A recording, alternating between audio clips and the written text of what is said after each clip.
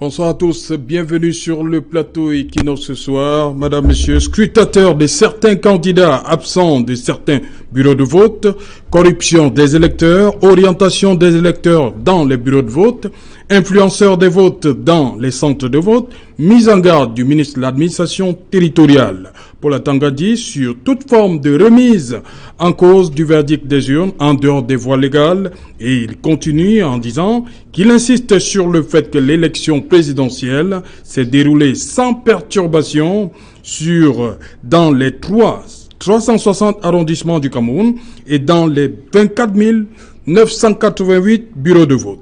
Madame, Monsieur, octobre 2018, leçon d'une présidentielle inédite. Madame, Monsieur, c'est le fait du jour.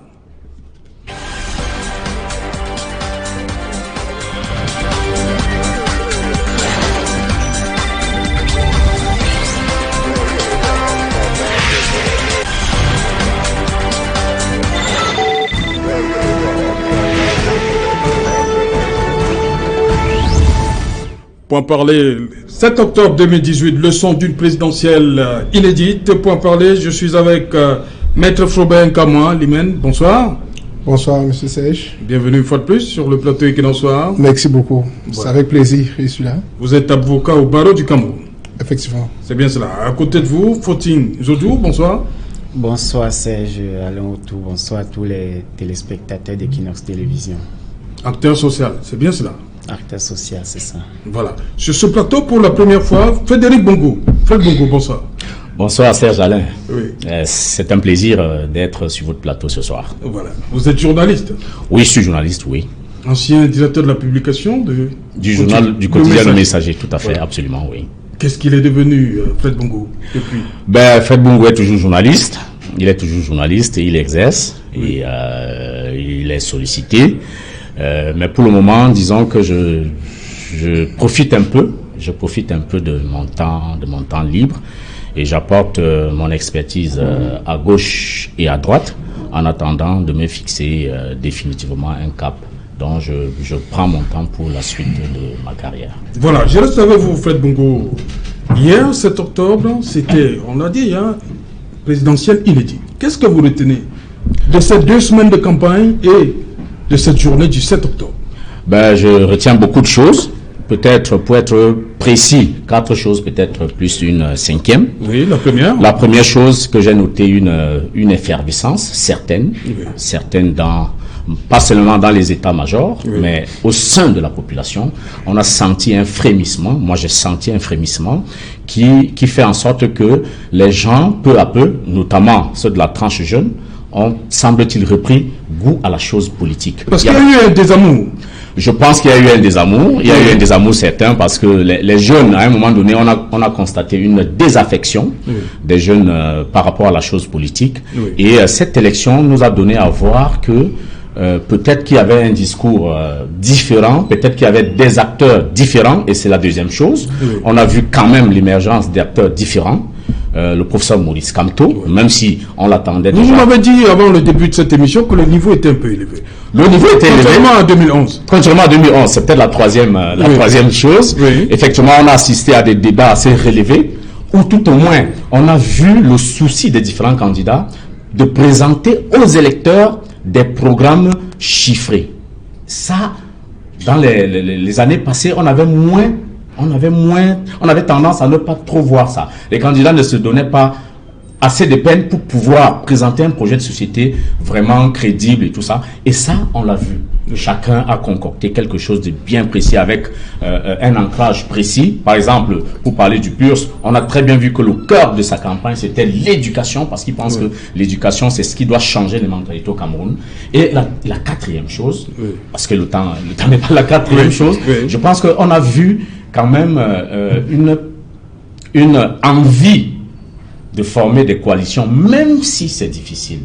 Même si c'est arrivé à la dernière minute. À la dernière minute, oui, c'est arrivé à la dernière minute, hélas. On va en parler par rapport aux conséquences. D'accord, d'accord. Mais je pense qu'on a quand même vu les acteurs se parler. On a Bien sûr, les boules puantes existeront toujours parce qu'on est en politique. C'est pas des enfants de cœur. Il s'agit d'une compétition rude où on doit accepter de prendre des coups et en donner. Mais on a quand même senti cette envie de se souder, même si finalement ça n'a pas abouti. Mais je pense que l'avenir, rien ne sera plus jamais comme avant, après cette présidentielle. Donc 2025, c'est ça, autre chose. Je pense et je crois fort que ce ne sera plus pareil. Ok.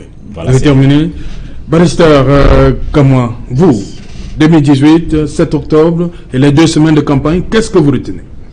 Well, I realize, as he rightly put it, that Cameroonians discover that they could believe in their future. They have their futures in their hands. And we saw that all the candidates were eligible. They did a lot of campaign and proved to the voters that they had something to offer. It is a special election in the sense that many people had so much, the population was waiting so much to see what this country can offer, what the candidates can offer. And for the first time, we see very young people came up, like Karalibi, Serge, and the Prophet. You see, they brought a new dimension in the whole campaign.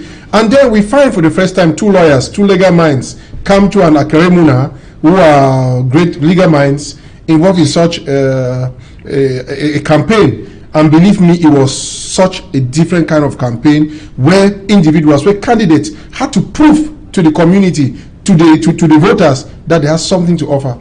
And we equally know that they were confronted with a system that most people believed in the past that nobody could yes, that I was locked. And we see gradually that it is not as bad, it's not as locked as we think. And that naturally with time, everything that is so fasting can be loose. And then we are happy that it went on hitch-free, as they said.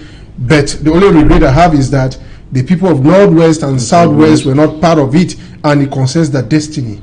So no matter how much we say that ça peut se jouer là, la légitimité du nouveau président? Of course, because you will not minimize the value of those people in Northwest and Southwest. They constitute 2 regions for which they have a say. As I keep saying, we always talk and we forget human rights, international human rights. It is all right to choose the kind of the government, and they were not given the opportunity to do that. They could blame it to secessionists, they could blame, but the truth is that the security measures were not sufficient to guarantee these people to go out and vote. So I think it plays on the credibility of this election. Okay. And I regret equally because it would have given the opportunity for the people for the persons, the subjects in these 2 regions to choose somebody who could eventually resolve the crisis that we have. So I think it's very unfortunate. Ok. Poutine, pour vous, ces 2 semaines de campagne et le jour, le 7 octobre, le fameux 7 octobre. Bon, qu'est-ce que vous retenez? Contrairement à mon frère Frédéric Bongo et les journalistes, moi je retiens juste que le peuple a la mémoire la plus morte des éléments qui composent l'humanité. Parce que vous voyez, on se dit, vu l'engouement, vu l'effervescence, vu le niveau de mouvement durant la période de campagne et même durant les élections, on commence à se dire que les choses ne seront plus jamais comme avant. C'est peut-être parce que nous avons les échéances de 2019, législatives et municipales, et l'échéance de 2025, présidentielle plus notamment. Mais sauf que ce qu'on oublie, c'est que après les élections de 1992, quand j'étais encore tout petit, les gens croyaient avoir tiré des leçons, et puis c'était dit, les choses ne seront plus jamais comme avant. En 97, lorsqu'on a perdu, on croyait qu'on a tiré des conséquences, et on s'est dit, les choses ne seront plus jamais comme avant.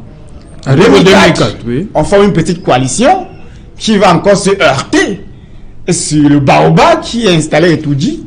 Et les gens se disent, les choses ne seront plus jamais comme avant. En 2011, c'est le même scénario. On se dit, les choses ne seront plus jamais comme avant. Et nous voici en 2018. Il me semble qu'on n'est pas sorti de l'auberge parce que si justement, après cette mobilisation, après cette effervescence, après cet engouement, après tous ces engagements, on ne parvient pas à renverser la vapeur et qu'on se contente de dire que les choses ne seront plus jamais comme avant, moi je vais arriver à tirer la conclusion selon laquelle le peuple a la mémoire la plus morte. Figurez-vous qu'en 92, celui qui était âgé de 30 ans comme moi a aujourd'hui 56 ans. Ça veut dire qu'il a passé pratiquement 26 ans de vie à croire que les choses ne seront plus jamais comme avant. Et il peut le faire jusqu'au jour de sa mort. Et il lègue ça à ses enfants. C'est un peu comme Jésus qui revient bientôt. Et qu'on chante de génération en génération depuis des millénaires. Et que personne ne se soucie de poser la question de savoir quand exactement est-ce que les choses ne seront plus jamais comme avant. Parce que lorsqu'on va se poser cette question, pour que les choses ne soient plus jamais comme avant, on saura faire des choix. Les choix, c'est que on doit transcender l'orgueil personnel, on doit transcender notre ego, on doit transcender tout ce qui peut être constitué comme obstacle au renouvellement de la classe politique et hisser l'envie de ne plus voir les choses comme avant au centre de nos enjeux. Et lorsqu'on va atteindre ce niveau d'intelligence, les gens vont prendre de bonnes décisions. Mais si on se limite seulement aux adages après la défaite, on aura comme l'impression que lorsqu'on va annoncer les résultats de ce scrutin, au lieu que les uns et les autres pleurent d'avoir perdu les élections, on verra plutôt certains qui se féliciteront d'être sortis deuxième. Alors on se pose la question, est-ce que c'est un match de classement? Avons-nous véritablement besoin de gouverner la nation ou de prendre le pouvoir? Parce que c'est très différent. Lorsqu'on veut gouverner une nation, on connaît des décisions qu'il faut prendre. Et lorsqu'on veut tout simplement arriver au pouvoir, on peut blaguer, on peut compter sur la force, on peut compter sur la filouterie, on peut célébrer les victoires sur des stades de football ou dans des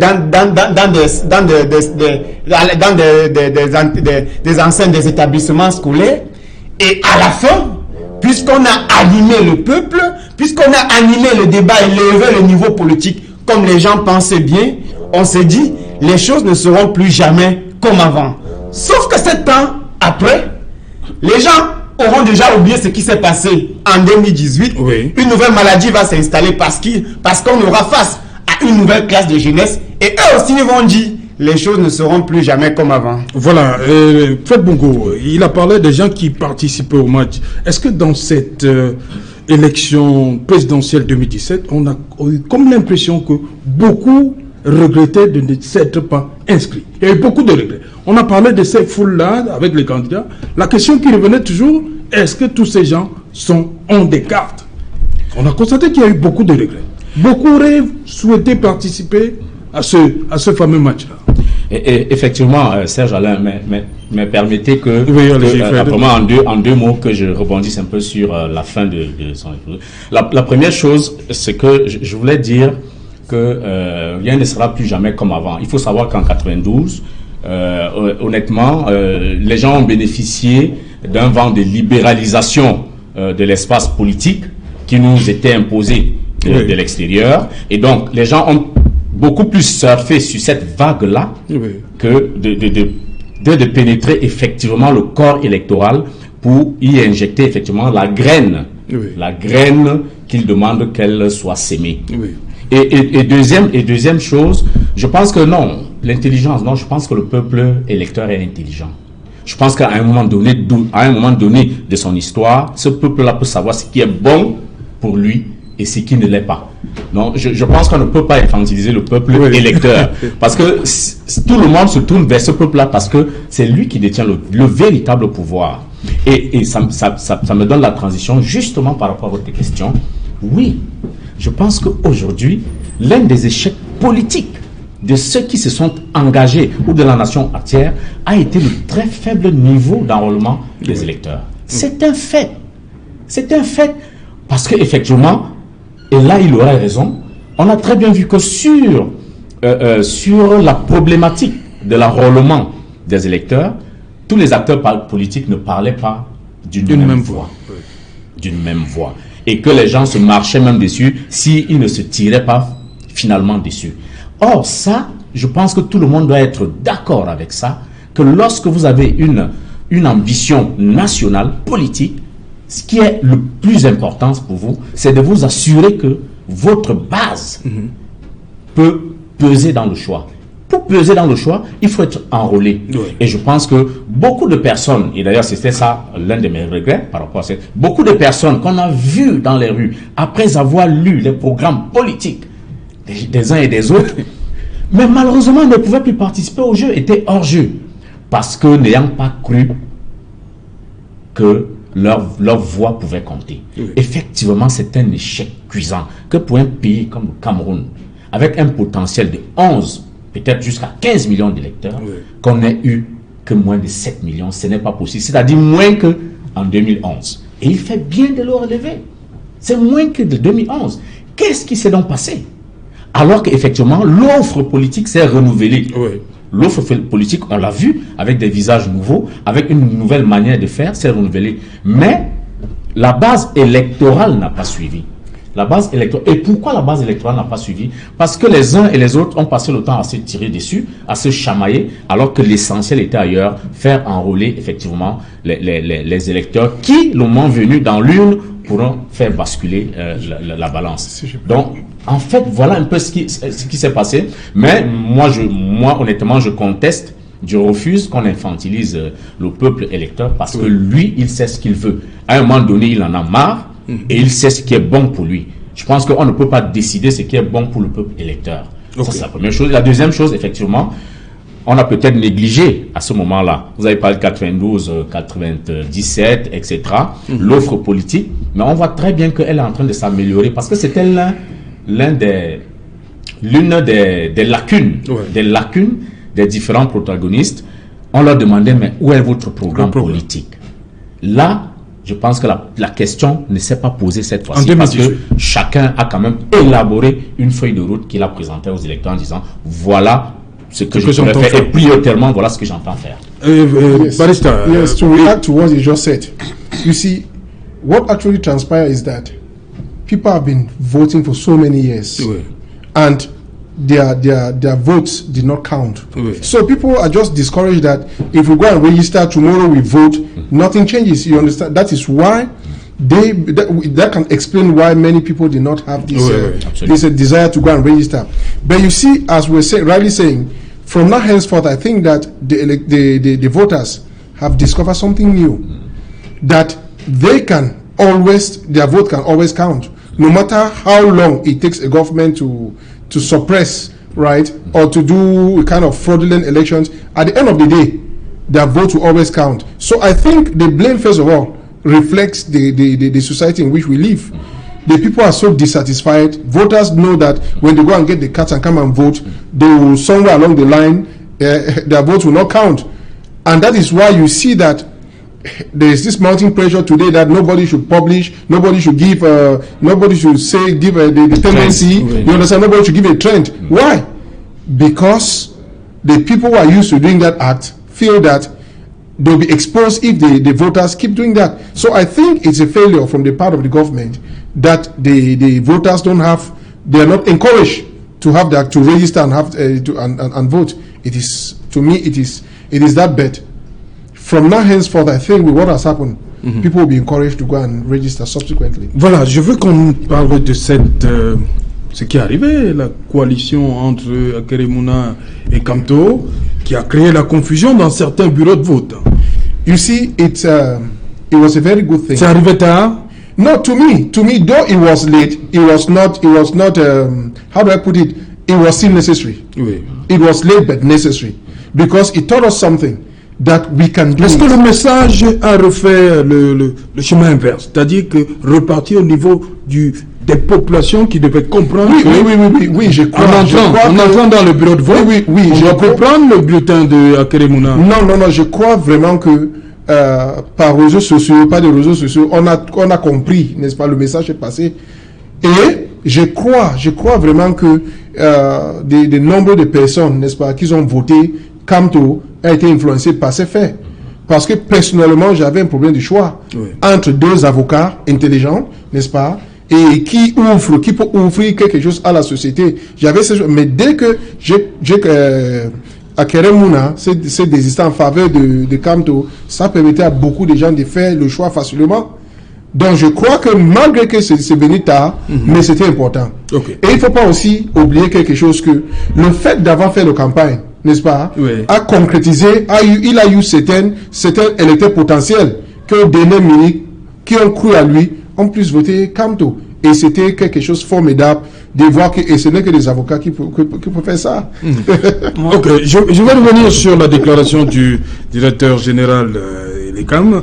Éric Soussaï dit: aucune procédure de désistement ou de retrait de candidature n'est prévue dans la loi électorale après la procédure d'acceptation des candidatures par le Conseil électoral. Donc pour lui, tous les bulletins devaient rester dans le bureau de vote. Parce qu'on a fait ce procès-là, que ça leur coûtait rien, ça coûtait rien à l'ECAM d'enlever. C'est jaloux. Oui. Il n'y a pas eu de coalition entre Akeremouna et Maurice Kamto. Il y a juste eu un ralliement de dernière minute. Oui. La coalition est un projet. Le ralliement en est une. On peut même se rallier le matin du vote. Il n'y a pas eu de coalition. Et la position de l'ECAM est une position qui va déjà en faveur des intérêts de ceux qui n'ont les membres de l'ECAM.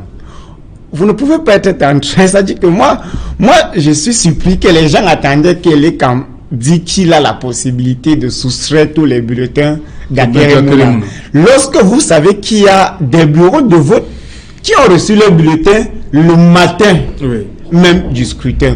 Et l'ECAM a eu beaucoup de difficultés de déploiement sur le terrain. Et je pense qu'à la dernière minute, ils étaient plus préoccupés par des obligations qui peuvent les amener devant la justice que par le retrait des bulletins de vote d'Akeremouna. Une autre chose, c'est que Akeremouna lui-même était un fin stratège. Parce que brillant avocat comme lui, il connaissait les résultats qu'il attendait et il a joué le franc jeu en ralliant Maurice Kamto. Cependant, le fait que ces bulletins soient restés dans les bureaux de vote, pour moi, n'enlevait rien. Parce que je me dis que les zones où Akeremouna a eu 2, 5, 4, 6 bulletins sont justement les zones où il devrait avoir ces bulletins-là. L'information n'a pas circulé, contrairement à ce qu'on peut penser, parce que les réseaux sociaux ne sont pas un véritable baromètre de mesures de la société. Combien d'électeurs sont sur les réseaux sociaux? S'il fallait s'abstenir, ou encore du moins aller sur la base des réseaux sociaux, on connaissait déjà les vainqueurs de cette élection. Vous connaissez combien de personnes dans le groupe peut-être du candidat Cabral Libi sur Facebook? Mais une publication pouvait faire 30 000 partages. Mais lorsqu'on arrive sur le terrain, c'est toute une autre chose.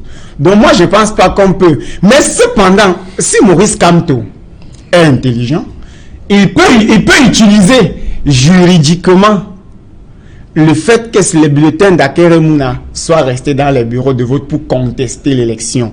Mais je pense aussi que l'ECAM a prévu ou encore s'est apprêté à répondre, parce que Akeremouna, malheureusement, je le dis, n'a pas fait la coalition avec Maurice Kamto, notifié l'institution chargée d'organiser les élections à moins de 24 heures avant le scrutin. Moi, je pense même que c'est une moquerie. Parce que ce n'est pas d'ailleurs la première fois, parce que nous avons eu le même scénario en 2011, où le candidat d'un parti politique, à la dernière minute, avait désisté et les bureaux, les bulletins étaient restés dans le bureau de vote.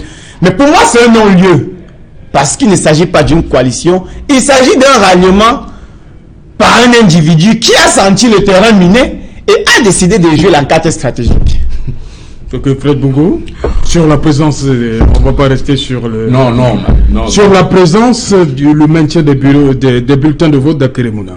Oui, mais je pense que c'est une fuite en avant. Parce que je ne suis pas juriste, j'ai pas fait le droit, donc, mais je pense quand même que en droit on dit ce qui n'est pas interdit est permis, je crois. Je crois que ça, quelque chose c'est pas loin de là. Et donc, si c'est pas interdit, ça veut dire que c'est permis. Et donc, Elekam n'avait pas à brandir cet argument qui me paraît fallacieux. Mais pas tant que ça quand même. Parce qu'effectivement, je pense que Elekam avait fort à faire, d'abord, pour son propre travail sur lequel il est jugé, l'acheminement, l'organisation et l'acheminement du... Surtout l'affichage des listes, hein, puisque ça s'est fait le matin même, le jour même. Entre autres. Alors que la loi dit c'est au moins 8 jours avant. Donc. Oui. Et je crois que Elekam avait d'abord fait fort à faire par rapport à ses propres prérogatives que de commencer maintenant à s'inquiéter. Est-ce que le candidat qui s'est retiré, est-ce qu'on peut faire? Mais je pense que c'était un argument fallacieux. Mais pour autant, je ne pense pas que ralliement, on peut toujours discuter sur la sémantique, sur les mots. Oui. Mais je pense que justement ça traînait les négociations parce que il fallait effectivement que le candidat Maurice Kamto accepte d'intégrer dans son programme, s'il était élu, un certain nombre d'éléments du programme de Maître Akérémouna, dont notamment, et pas des moindres, le fédéralisme. Parce que vous vous souvenez très bien, si vous avez bien lu les programmes, dans le programme de Maurice Kamto, il n'était prévu nulle part le fédéralisme.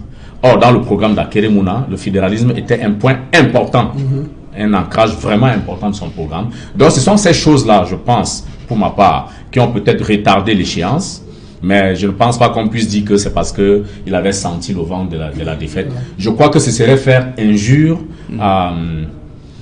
au déploiement d'énergie et même d'argent qui a été le sien. Je pense que si on ne croit pas en sa candidature, on ne peut pas déployer les moyens, non seulement matériels, financiers et humains, que j'ai vu mettre mettre sur le terrain. S'il vous plaît,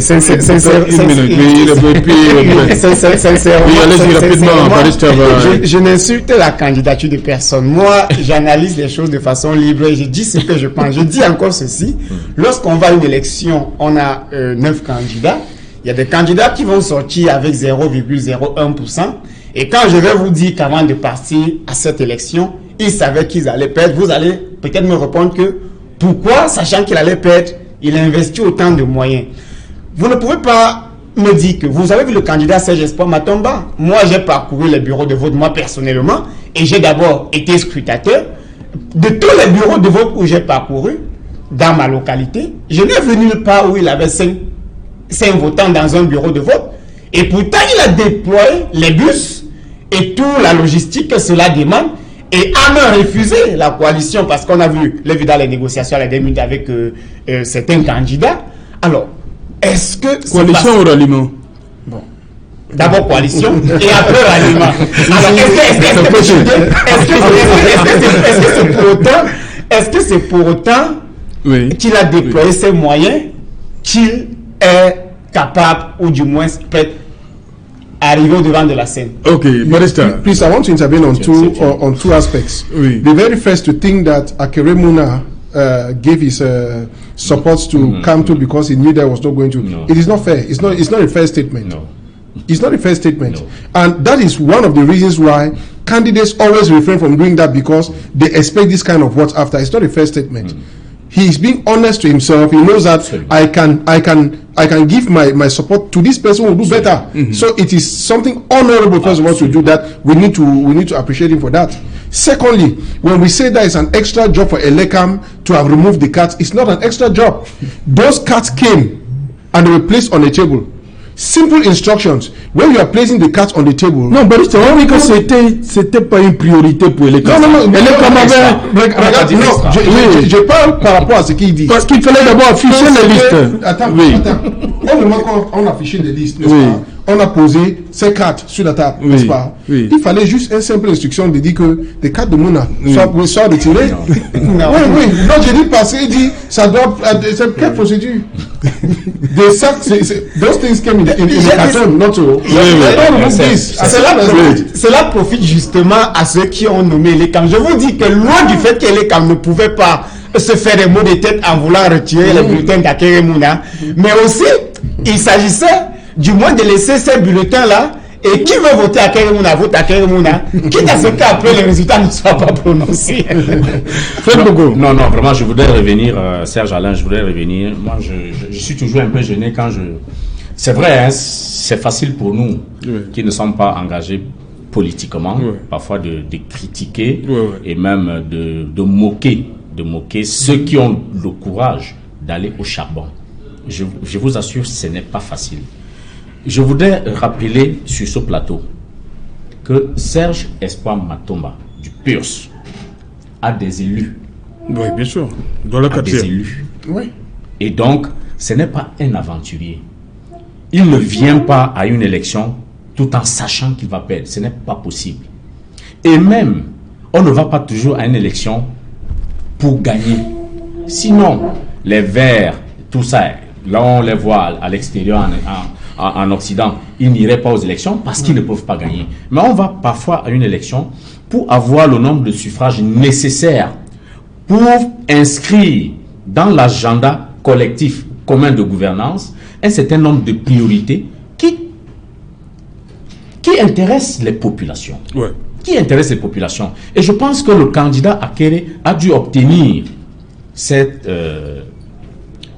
concessions-là du candidat Kanto, ce qui lui a permis certainement de le rallier. Bon, maintenant, en ralliement aux coalitions, on peut toujours en discuter. Et Serge Espoir Matomba n'a pas refusé la coalition. En tout cas, pour ce que j'en sais, il dit qu'ils ne sont pas parvenus à un accord. Ils ont eu un premier entretien qui n'est pas allé au-delà.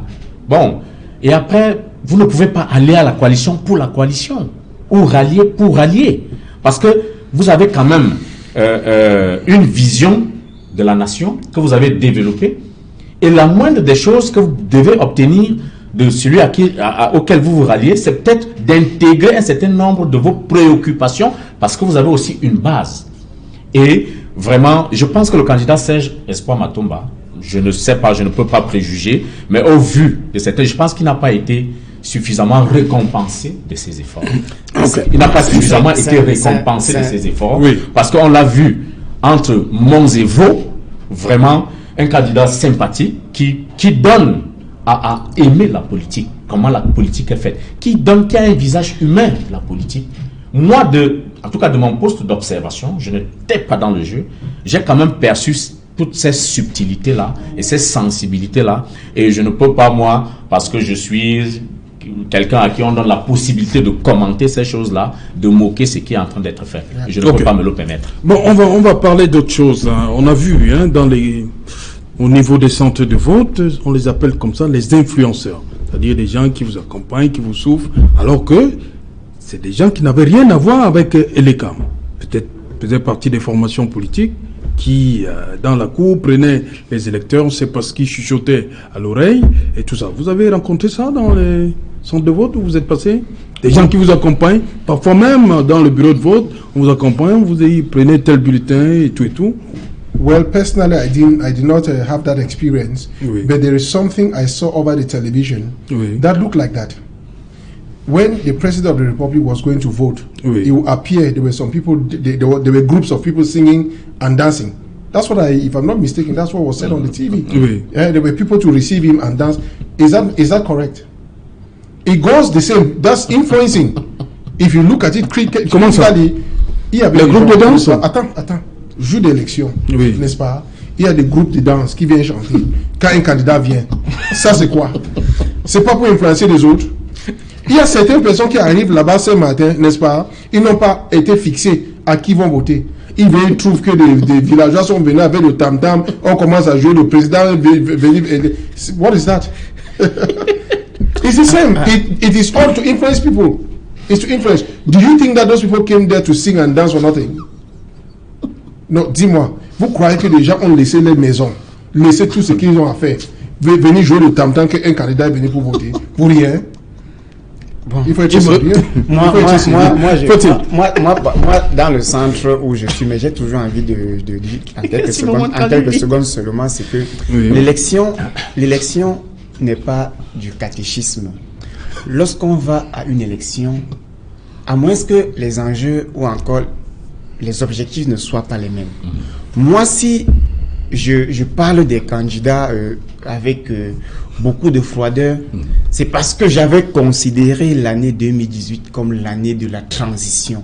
C'est pour cette raison que je me dis que si, au sorti de cette élection, il n'y a pas de transition, j'accuserai tout le monde, et les candidats et le peuple lui-même. Et vous avez dit tantôt que les gens se battent pour la deuxième place. Oui, ça veut dire quoi? c'est pour ça la raison que... Parce que quand j'écoute mon confrère, il dit Matomba n'a pas été récompensé par le peuple vu tout ce qu'il a donné. Il ne s'agit pas d'une messe de l'église où on reconnaît la somme des offrandes. Il s'agit d'un combat de libération d'une nation, ou du moins de transformation de la classe politique. Et pour ce, les gens doivent savoir exactement ce qu'ils partent chercher à l'élection. Les gens ne doivent pas considérer l'élection comme un match. Les électeurs comme les candidats comme un match de classement. Je le dis, lorsqu'on va à une élection, à un moment donné, lorsqu'on regarde le paysage, on est capable de savoir si on peut perdre ou si on peut gagner. Au moins à 50%. Maintenant, si on va chercher la deuxième ou la troisième place, ça pose problème dans la mesure où le peuple a besoin de changer plutôt le destin de la nation. Bon, maintenant, revenons à ceux qui sont dans des bureaux de vote et essaient de jouer les poussiers. Moi, j'en ai vu, mais je vous le dis, c'est parce qu'on ne peut pas tout... Ça fausse le jeu, là. On ne peut pas tout commenter dans cette élection. Moi, je vous dis, j'ai été scrutateur du début jusqu'à la fin. J'ai vu des choses qui se passent.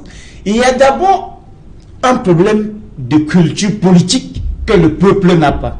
C'est pour cette raison que moi, je me dis que vanter les programmes politiques devant un peuple qui ne comprend rien du programme politique, parce qu'on va me dire que j'insultais le peuple. Il ne s'agit pas de ça.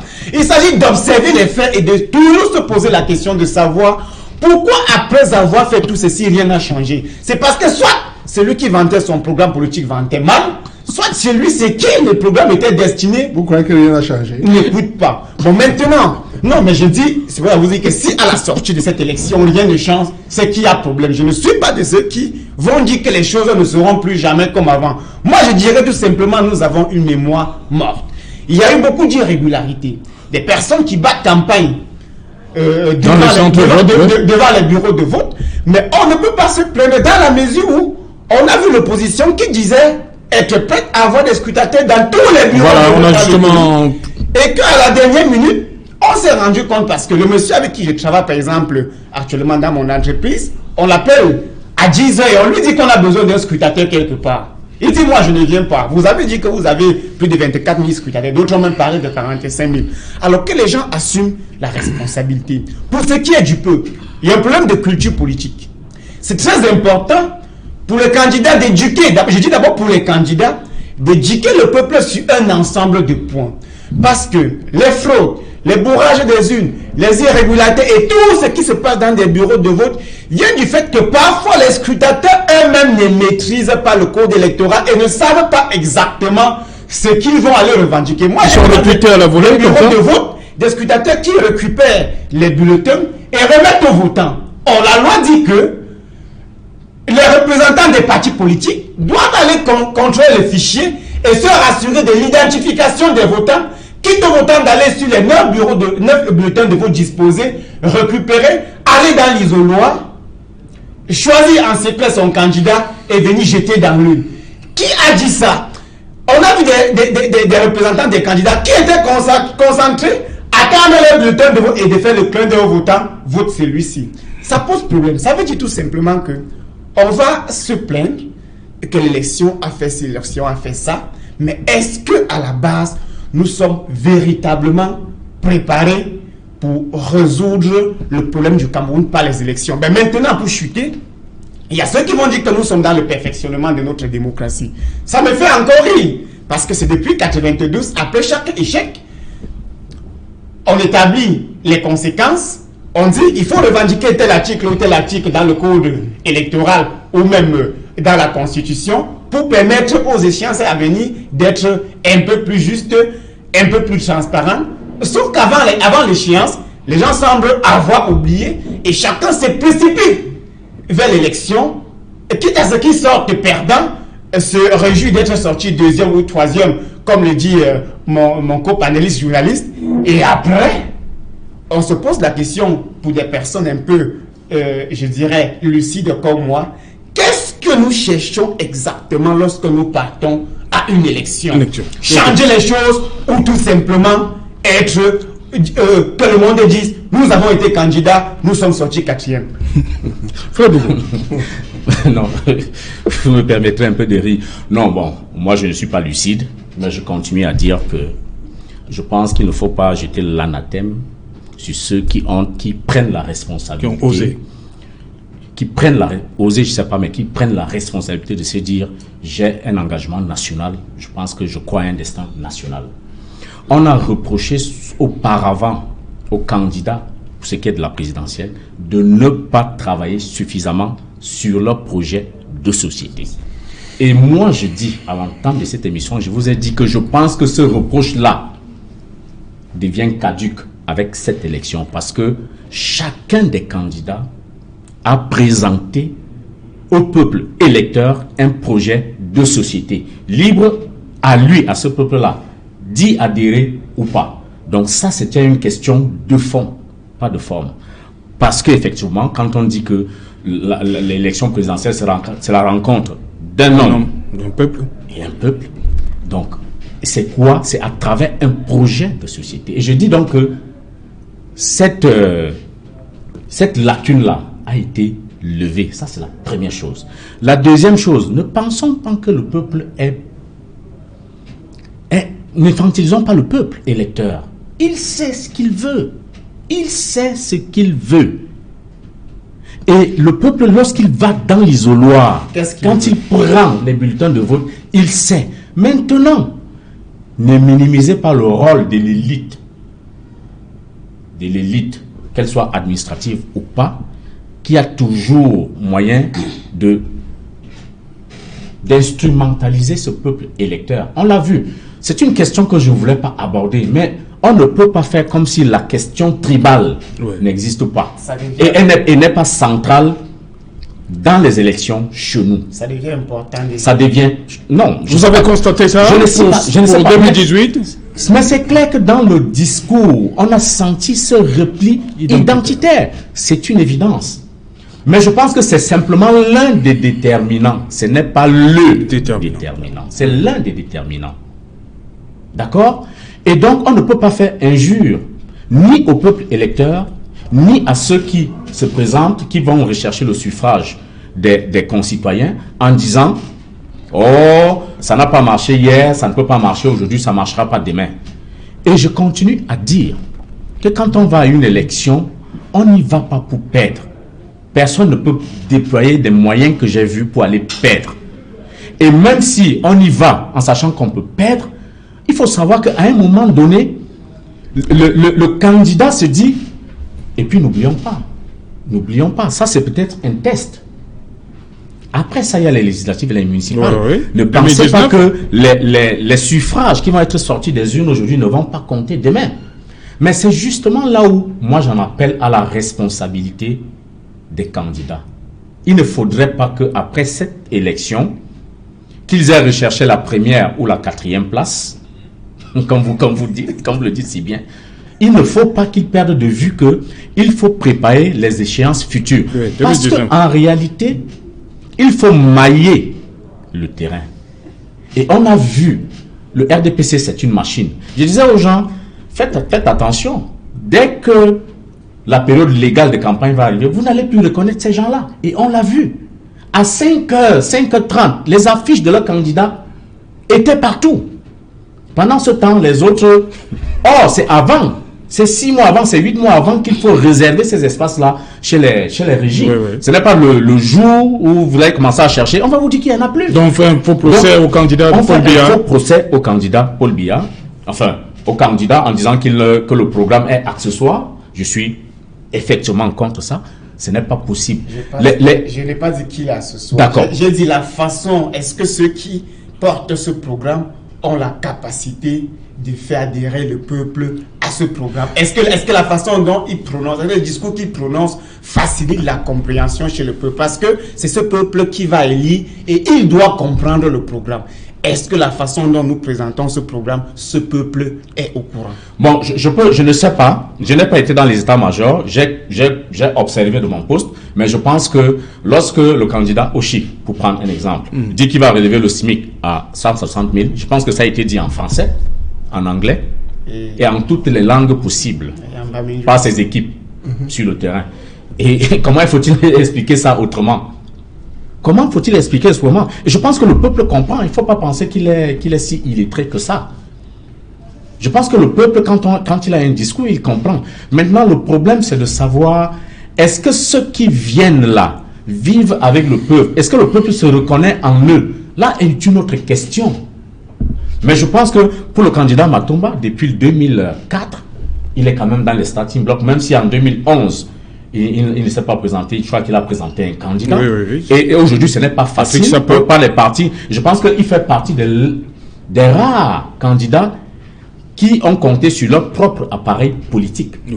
Ils ne sont pas nombreux. Oui. Parce qu'en dehors du candidat Biya, en dehors de Matomba, en dehors de Oshi, et en dehors de Kamto, il n'y en a plus. Les autres sont allés chercher l'investiture ailleurs. Donc je pense qu'on ne peut pas quand même prendre ce candidat-là, je vais dire, avec le dos de la cuillère. Non, je pense que toute chose étant égale par ailleurs, honnêtement, je pense qu'on a assisté à une belle campagne, pourvu que, comment on dit, la promesse, comment on dit, il y a une formule consacrée, pourvu que cet élan-là se poursuive et que, notamment, se traduise par les législatives et les municipales qui vont suivre, et que ces partis-là ne retournent pas dans leur QG, dormir en attendant le jour J. Je pense qu'il faut commencer à travailler dès après aujourd'hui pour pouvoir impulser l'élan qui a été pris jusqu'ici. Barista, on a vu une sortie du ministre de l'administration territoriale hier. On s'attendait quand même, puisqu'on ne parle pas de tendance, on s'attendait quand même qu'on nous dise, qu'on nous communique le taux de participation. Comme ça se fait dans d'autres démocraties. It's good that you said, comme ça se fait dans des autres. It's good you use that comparison. You see, there is always a question we ask. Why do we do things different from the ways other countries do? It's a problem. Donc, c'est pas combien de Camerounais ont participé à cette Non, je dis élection. que tous ces chiffres-là, n'est-ce pas, pour eux n'est pas très important. Parce que ça va créer, des gens vont commencer à regarder et je vais vous dire... Non, je reste sur le taux de participation. Oui, mais pour lui, il ne faut pas que des informations sortent. Ça reste secret. Donc, je ne peux pas venir défendre ce qu'il a dit ou soutenir ce qu'il a dit. Mais je constate qu'ils ont intérêt de ne pas donner des chiffres. Donc, voilà un constat que moi... Oui, sur le taux de participation, ça va. Moi, je pense que il sera très difficile d'établir de façon juste le taux de participation. Lorsque nous savons... Pourquoi il y a un problème à le sortir, à le communiquer? Il y a le problème de sécurité dans le sud et nord-ouest où les populations se sont inscrites justement, mais qui malheureusement plusieurs vont se déplacer et que le taux de participation, parce que on a vu... Je ne veux pas dire sur la base de ce que les gens publient sur les réseaux sociaux, parce que moi-même je condamne totalement toutes ces personnes qui publient sur les réseaux sociaux en disant que tel a gagné dans tel. Non, on ne parle pas de tendance, je parle du taux de participation. Le taux de participation, le ministre n'a pas intérêt à le dire comme le dit l'avocat. Il n'a pas intérêt à le dire. Moi, j'aimerais quand même qu'on ne se comporte pas comme des étrangers au Cameroun. Je vous ai dit tout à l'heure que l'administration camerounaise est acquise à la cause du candidat du RDPC. Et pour ce, il faut essayer de faire tout ce qui est possible pour que ce candidat-là remporte les élections. Alors, vous donner le taux de participation doit quand même faciliter un ensemble de spéculations et d'analyses sur les tendances. Or, nous savons qu'eux-mêmes, ils ont dit aucune tendance ne sera publiée jusqu'à ce que le Conseil constitutionnel donne le verdict des urnes. Du coup, je pense qu'on doit aussi attendre le taux de participation après le verdict des urnes, ou peut-être au même moment où le Conseil constitutionnel donnera le verdict des urnes. Parce qu'il s'agit tout simplement d'une question de faire, ou en fait d'une question d'utiliser les moyens ou encore la force de l'État pour permettre au candidat de celui qui dirige l'État actuellement de rester au pouvoir. Et c'est une réalité dans notre pays. C'est pour cette raison que j'interpelle encore pour chuter l'opposition à comprendre que nous avons des réalités qui sont nos réalités et les stratégies que nous construisons pour les élections doivent être basées sur ces réalités-là. Quitte à ce que nous ne soyons plus capables de fournir des énergies. On ne peut pas seulement rester sur la base de « j'ai fait mon devoir ». Est-ce que ton vis-à-vis a fait son devoir, ou du moins est-ce que le devoir que tu fais répond directement aux stratégies que ton vis-à-vis déploie? C'est très important. On ne va pas à une élection comme ça en disant nous allons peut-être critiquer sur la base de la fraude, lorsque nous savons que la fraude électorale en Afrique est un sport favori. C'est pas seulement une réalité camerounaise, et même que je disais sur ce plateau il y a un mois, il est même très difficile en Afrique d'accepter le verdict des urnes tant que ce n'est pas l'opposition qui a remporté. Du coup, je pense que cette année 2018, le ministre Atangandji et comme le ministre de la Communication, chacun fera tout, non seulement pour que le verdict des urnes soit respecté entre guillemets, mais aussi et surtout pour que le candidat reste au pouvoir, parce que loin d'être ce qu'ils sont d'abord des militants. Faites beaucoup. Il a la dent très dure. Mais je pense effectivement que non, on ne peut pas. On peut pas sortir le taux de participation. Le taux de participation n'est pas un secret d'État. C'est pas un secret d'État. Je pense qu'on doit même le donner assez rapidement. Voilà. Parce qu'il est facile à faire. Pourquoi j'ai dit la sortie du ministre hier, on s'attendait quand même à... Absolument. On dit que bon, voilà. On sait que le nord-ouest et le sud-ouest sont en proie à une crise. Donc, on peut comprendre que le taux de participation soit parce que c'est peut-être ça. C'est peut-être ça la crainte. Très bas. Jouer sur la légitimité? Très bas. Je ne pense pas sur la légitimité, mais je pense que ça peut être très bas. Oui. Mais on a même vu ici, à Douala. Moi, les bureaux de vote où je suis parti, le taux de participation est très bas. Oui. Oui. Vous parlez de Douala. Oui. Il y a eu beaucoup d'abstention. Il y a abstention, ou bien c'est parce qu'on dit qu'il y a beaucoup de gens qui n'ont pas pu rentrer en possession de leur carte. Non, qui ne retrouvaient même pas leur bureau de vote. Je dis encore et j'ai Ok, Fauting, on en parle après. Bonsoir, Cédric Noufélé. Bonsoir, Jalin. Bonsoir à vos invités. Voilà, le 20h, c'est dans un instant 2 ou 3 escales qui vont meubler le 20h, que vous allez présenter. Ce soir, nous parlerons encore de ce scrutin présidentiel. Comment les observateurs internationaux et nationaux ont apprécié le déroulement du vote, notamment dans ces localités voisines à ces villes anglophones en proie à des tensions depuis près de 2 ans. Comment les électeurs se sont-ils mobilisés durant cette journée? Nous en parlerons dans le journal de 20h. Et cette avalanche de critiques sur la démarche introduite par un candidat qui s'est attribué une victoire. Pourtant, seul le Conseil constitutionnel est habilité à proclamer les résultats officiels. Nous en parlerons ce soir. Serge Alain. Voilà, madame, monsieur, le développement de tous ces titres, c'est dans le 20h de Cédric Noufélé. Quant à moi, je vous retrouve après, toujours en compagnie des invités pour le débrief.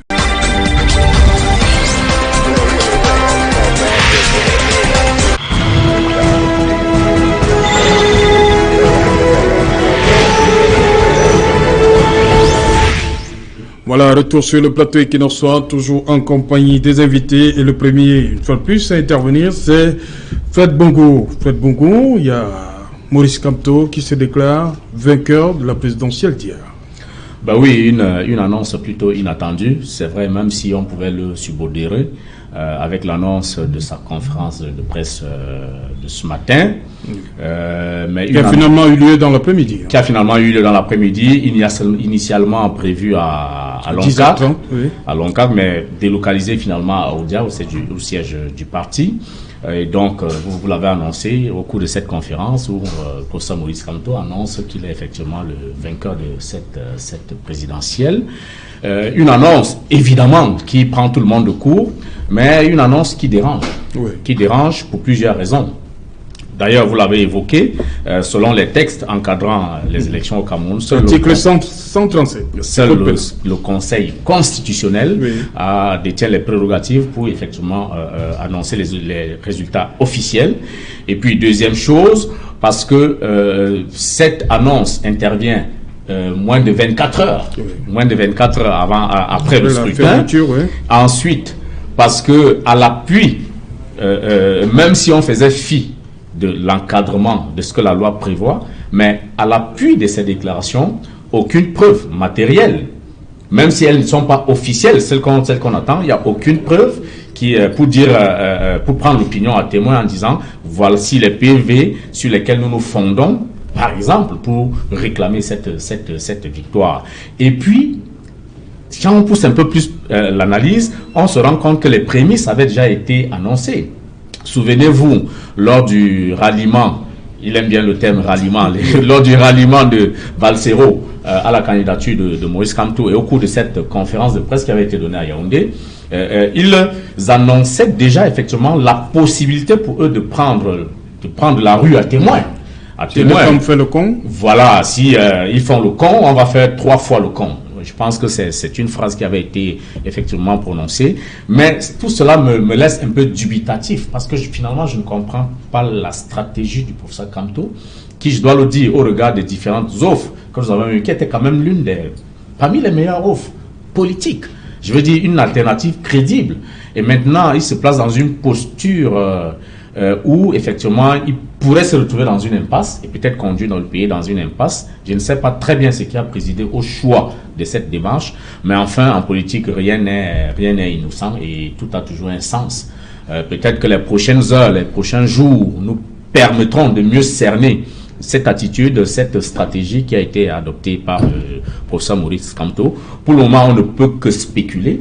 Et spéculer, ça veut dire constater que cette démarche se situe effectivement dans l'illégalité la plus totale. Oui. Et ensuite, dire quand même que même si, pour une raison ou pour une autre, on voudrait court-circuiter ce qui serait peut-être en préparation, mais il n'y a rien qui vient appuyer effectivement cette revendication. Voilà pour, en tout cas, autant les éléments que moi, personnellement, j'ai en possession ne me permettent pas pour le moment de dire qu'ils se basent sur tel ou tel élément tangible. Voilà, barrister Kamwa, démarche illégale du professeur Kamto. C'est le Conseil constitutionnel qui doit... Look, there is something we must appreciate here. Oui. Professor Maurice Kamto is not a fool. He's not a fool. He's a very intelligent person, and he knows why he did that. I don't think he will make such a statement without having full evidence, proofs to justify what he's saying. Look, one thing we are always oblivious of the fact that there is exhibition of bad faith in the whole system. So, if I go deep in his reasoning, I think he has enough reasons to put people on the alert. That's what he's trying to do. And to be honest with you, I think he's right in what he's doing. He's not a fool. He's a very intelligent guy. He knows what he's doing. And I think it's the right thing he's doing. C'est un début d'un conflit, là, Footing? En attendant que Clément Atangana sorte les résultats d'ici 15 jours. Please, just please, just 1 minute. We talk about illegality, right? That is it legal? It's not legal, but it's not the first illegality we do in this country. On doit continuer. No, look. They say iron sharpeneth iron. Oui. Right? Iron sharpeneth iron. If he feels that nothing credible, nothing honest will come up from what is happening, he should go ahead and seek for foreign appreciation of the facts. Okay. I think in his opinion that is what he wants to do. Okay, Footing. Oui, Serge Alain, moi je disais sur ce plateau il y a 3 semaines avant les élections que la situation est très sensible. Ce que je crains le plus n'est même pas le fait que le professeur Maurice Kamto ait annoncé sa victoire, mais plutôt l'attitude que va adopter le gouvernement vis-à-vis d'une telle déclaration. Lorsque nous savons qu'il y a une crise qui sévit aujourd'hui dans 2 régions du Cameroun, alors qu'au début ce n'était qu'une grève des avocats. Alors on se pose la question de savoir quelle attitude va adopter le gouvernement. Le professeur Maurice Kamto n'est pas une personne sotte. Et il sait exactement ce qu'il fait, et ceux qui sont en face de lui doivent savoir répondre intelligemment. Intelligemment, pourquoi? Parce que les crises post-électorales que vivent certains pays ne sont pas généralement provoquées par des extraterrestres. Elles sont provoquées par la mauvaise gestion, parfois, de ceux qui doivent répondre à une provocation. Parce que dire que j'ai gagné ou encore que j'ai marqué le penalty, pour moi, ne pose pas un problème. Tout le monde peut dire qu'il a gagné. C'est parce qu'il met la pression. Oui, c'est parce que juridiquement, il n'a pas raison. Est-ce qu'il met la pression au conseil? Oui, c'est juste une surenchère. Oui. C'est juste une surenchère, tout simplement. Il revient maintenant au Conseil constitutionnel, au ministre de la Communication, au ministre de l'Administration, de ne pas emprunter la démarche de l'agitation et de la riposte à la mesure, comme le déclare le ministre Atangandji. Dans une telle situation, il faut garder son calme. Parce qu'il s'agit quand même d'un homme qui a pu traîner derrière lui une bonne partie du peuple vers cette élection. Et comme je le disais tantôt, le peuple, à un moment donné, n'a pas toujours bonne mémoire. Et tout ce qui va s'ensuivre après cette élection, chacun va être responsable. Maintenant, légalement, le professeur Maurice Kamto ne doit pas se déclarer vainqueur. Mais quand c'est une simple déclaration, donc il ne s'est pas encore engagé à une revendication, il faudrait que ceux qui sont en face de lui, donc le gouvernement, ne tombent pas dans un ensemble de pièges, voulant dire l'ordre va régner comme nous avons souvent l'habitude d'entendre dans ce pays, parce que je le dis, une escalade post-électorale actuellement au Cameroun ne sera pas bénéfique. Avec les régions que nous avons déjà en insécurité, je vous assure, si nous gérons cette élection comme nous avons géré la crise anglophone, sincèrement, je vais arriver à me poser la question de savoir est-ce que ceux qui sont chargés de diriger ce pays ont une véritable intelligence politique. Parce que la déclaration de Maurice Kamto, je vois le buzz que ça porte. Lorsqu'on va arriver à construire les extrémismes, donc d'un bord ceux qui disent que nous avons gagné, et de l'autre bord ceux qui disent vous n'avez pas gagné, le véritable problème va se poser. Comment est-ce qu'on va trancher ce différend? Cependant, si l'administration garde son calme, considère ça comme une simple agitation ou comme une simple provocation, je vous assure, à la proclamation des résultats, la vie pourrait continuer normalement dans notre pays. Fred Bongo, je vous repose la question. Est-ce que Maurice Kamto met la pression à Clément Atangana? Il est évident que c'est un calcul certes risqué, mais c'est un calcul. C'est un calcul politique. Et donc, entre autres, il s'agit certainement, entre autres, de prendre l'opinion publique nationale et internationale à témoin, mais surtout aussi de mettre la pression, non pas seulement sur le Conseil constitutionnel, mais également sur le gouvernement. Je pense que c'est certainement, si moi j'étais dans ces stratégies-là, ce serait certainement l'effet recherché. Il s'agit donc de mettre la pression sur le Conseil constitutionnel en lui disant attention, nous avons peut-être des éléments en réserve qui pourraient éventuellement vous prendre à défaut. Donc faites attention quand vous aurez à connaître de cette histoire-là. Donc oui, carrément, c'est une forme de pression qui est mise sur le Conseil constitutionnel qui doit dire le droit électoral, qui doit dire le contentieux, qui va connaître le contentieux électoral. Mais cela étant dit, maintenant sur l'attitude, je pense que ça peut être un couteau à double tranchant. Oui. À double tranchant, parce que la loi est faite pour être respectée. La loi, elle est impersonnelle. Oui. Bon, maintenant, c'est un professeur agrégé de droit, il sait sans doute ce qu'il fait, mais en se proclamant vainqueur, il s'est résolument mis en retrait, en marge de la loi. Et qu'est-ce que la loi prévoit précisément dans ces cas-là? Est-ce qu'on va faire le 2 poids 2 mesures? Est-ce que parce que c'est le professeur Maurice Kamto, on ne va rien faire, on va peut-être gérer ça politiquement comme un copanéliste l'a suggéré ici? Oui.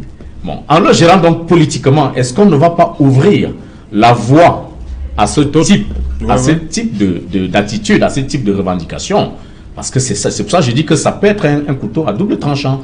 Donc là, il va falloir en même temps la carotte et le bâton. Mais je ne sais pas très bien, mais on voit très bien que cette position du MRC dérange. Elle dérange aux entournures, et pas simplement au niveau du paysage politique, mais au niveau du gouvernement et au niveau de ceux qui seront chargés de dire le droit. Ça, c'est une question. Mais moi, personnellement, je suis curieux de savoir comment tout cela va finir, en espérant. Je pense qu'on agite un peu trop. Je pense que tout ça, on peut gérer tout ça en homme civilisé. On est dans une république, etc. C'est vrai que la crise, l'épouvantail, la crise post-électorale est là, présente. On voit bien l'exemple des pays qui nous environnent. Mais je pense que c'est un calcul qui a été fait, et je pense qu'il a été mûrement réfléchi. Je ne pense pas que ce soit sur un coup de tête que tout ça est parti.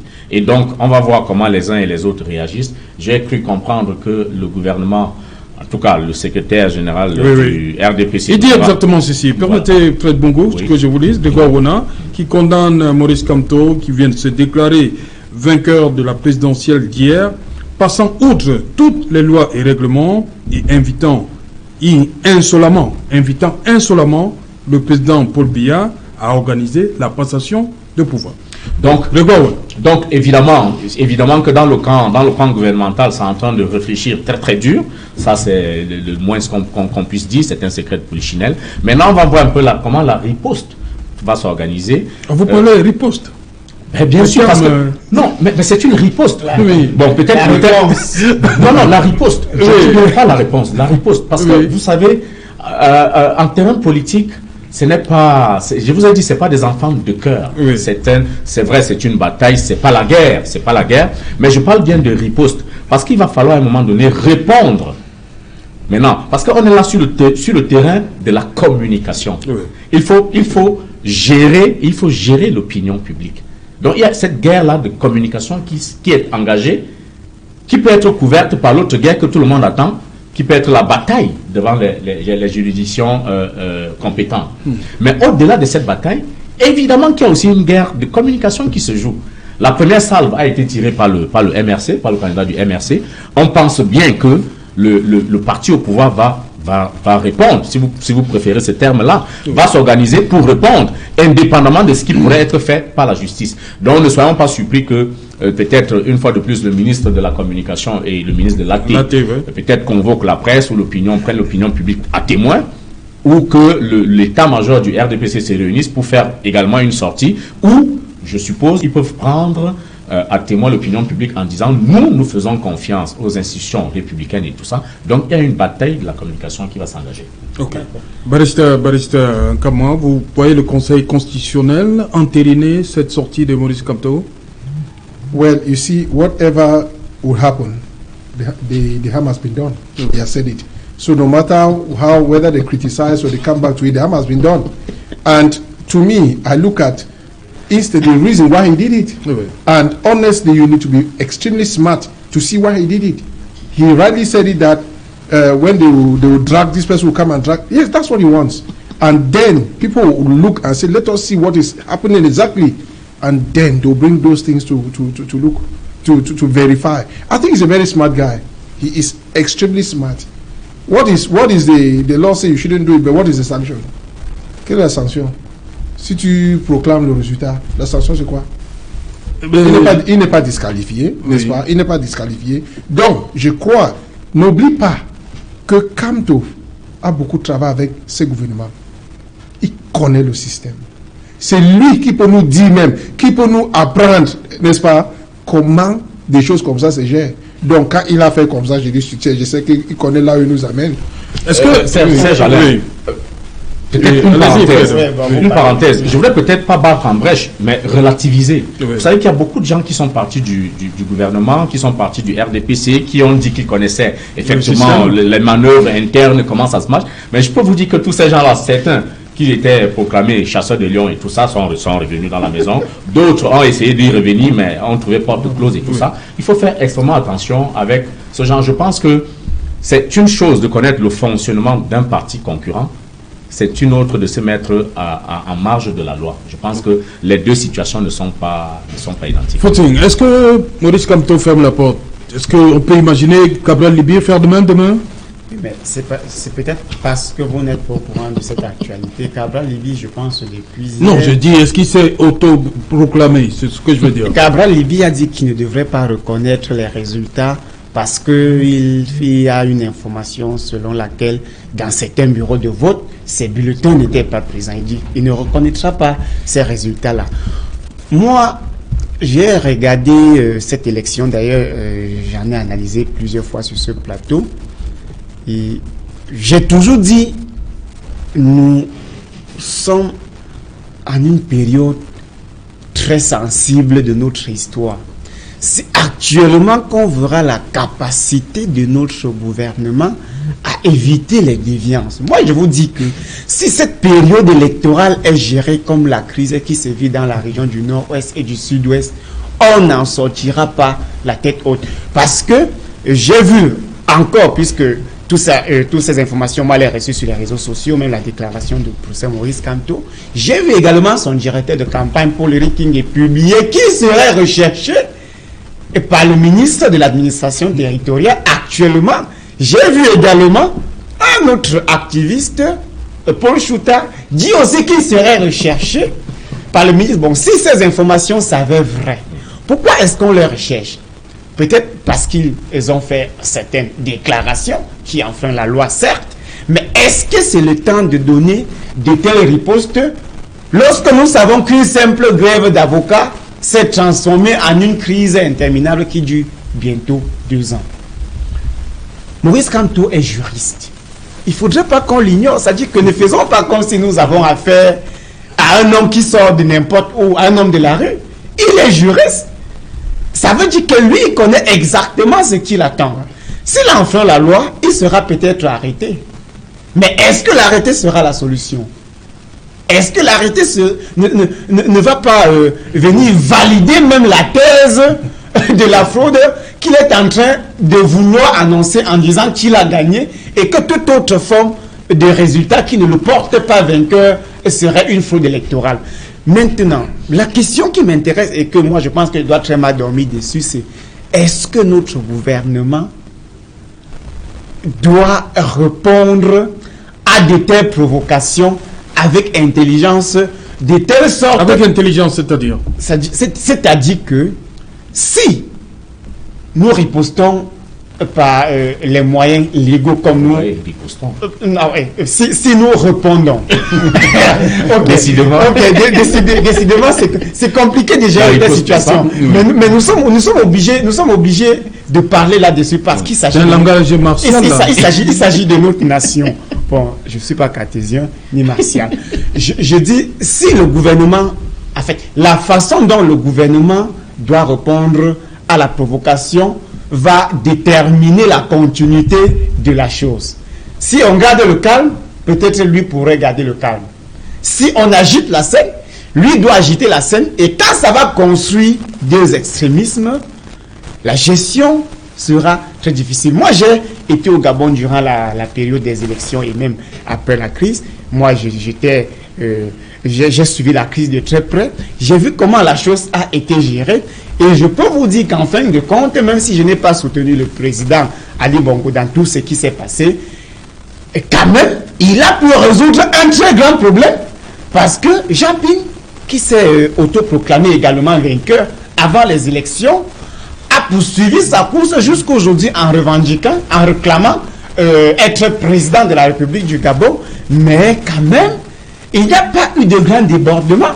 Mais nous avons vu dans d'autres pays que la même situation s'est dégénérée lorsqu'il ne s'agit plus d'un affrontement entre un candidat et le gouvernement, mais d'un affrontement entre les partisans d'un candidat. Non, dans l'autre pays, l'autre faction était armée. Et les partisans, pas comparer la situation justement, et les partisans, à la situation. Oui, mais au début de la crise anglophone, il n'y avait pas d'armes aujourd'hui. Non, vous avez parlé du cas. C'est pour dire que plus la chose devient compliquée, plus les gens trouvent d'autres moyens de contestation. Moi, j'appelle juste le gouvernement à savoir que la période est sensible, à garder son sang-froid. Il y a les institutions à respecter, il y a la loi à respecter, et à un moment donné, il y a des problèmes qu'on ne gère pas juridiquement, mais politiquement. Ok. Fred Bongo, c'est parti là, Maurice Kamto. pas accepter un autre verdict. Tel que c'est parti là. Écoutez, on va voir comment évolue son discours. Aujourd'hui, il a livré la première salve. Comme je l'ai dit, on attend certainement la réponse ou la riposte d'une part du RDPC et d'autre part des instances judiciaires. On va voir comment tout cela s'organise. Mais il y a un risque aujourd'hui à ce qu'il se retrouve dans une impasse, c'est-à-dire en porte-à-faux complètement avec les lois du pays. Et on va voir comment est-ce qu'il réussit à ne pas se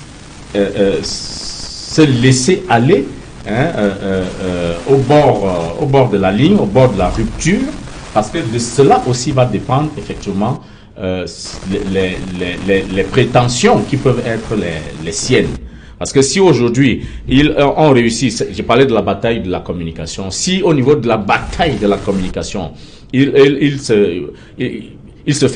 apparaît comme un paria, il est à craindre qu'effectivement il ne se retrouve dans une impasse. Mais maintenant, est-ce que le dosage, est-ce que sa communication va être progressive avec à chaque fois des éléments nouveaux?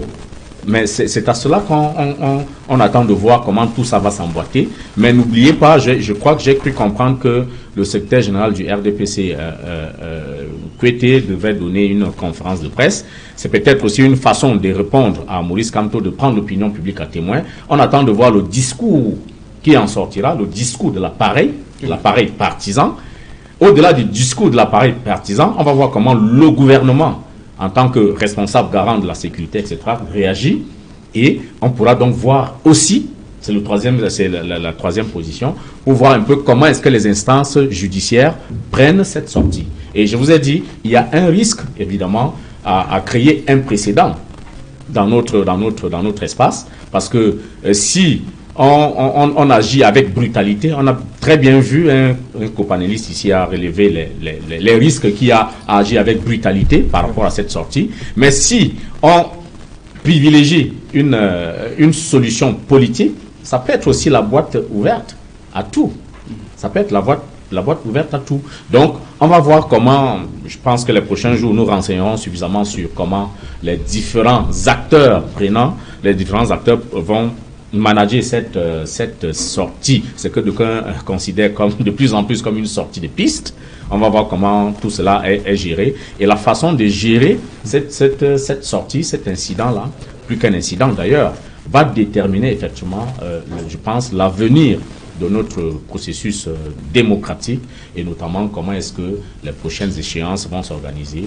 Mais je pense que il faudrait qu'on arrive à un niveau où le processus électoral est dénué de toute revendication. Peut-être pas de toutes, mais en tout cas, des revendications minimes. Parce que aujourd'hui, qu'on en soit encore à regretter, beaucoup l'ont regretté ici, pas moi, que les partis politiques de l'opposition n'aient pas de scrutateurs dans les bureaux de vote. Ah oui. Mais si notre système est faire, comme disent les anglo-saxons, si notre système est faire, on n'a vraiment pas besoin d'avoir des scrutateurs. Ça, c'est vrai. Bon, on insiste encore parce qu'effectivement, nous savons que nous sommes toujours rattrapés par nos comportements.